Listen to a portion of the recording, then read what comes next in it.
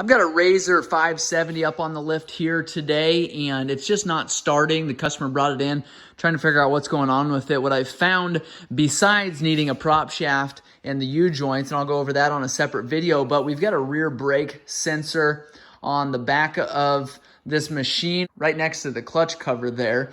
And that's not making connection, so you've got to actually get out and wiggle this wire here, this connector going to this sensor to complete that circuit there. So you hit your brakes like you typically would. The machine still isn't starting. You get back here, wiggle this around a little bit, finally get to a point, hop up in the cab again and fire up your Razor and it'll go. So if you look in there, you can see those connections are actually pushed back. What happens a lot of times, dirt and debris gets up through here. We had a skid plate down below here, but just so much stuff gets packed in here.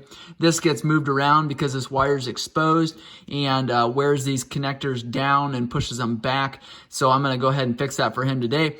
What I wanted to show you guys is actually taking a jumper lead and jumping this wire to see if that'll actually trick the system into allowing it to start.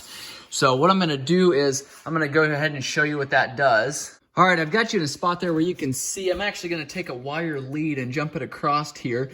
At this point, I'm going to have the key off. Otherwise, we could cause some spark there and blow a fuse. So if you take a jumper wire just like this here and you push it in, make sure it's making good connection. And again, make sure it's making good connection before you do this.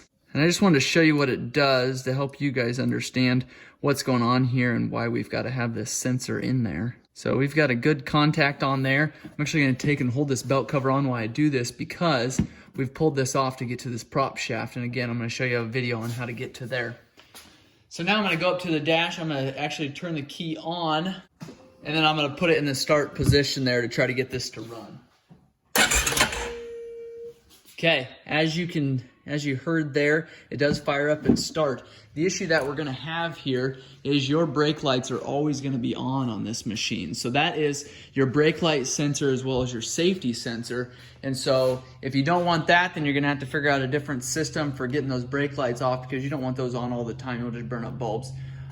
So I would suggest that you go ahead and fix those connectors there as opposed to jumping that lead there. I guess worst case scenario, you do jump that lead until you get it back and get something figured out to how to fix that and then get your brake lights taken care of as well. So all that to say, you can jump that wire there and it works, but long term, it's not the best idea.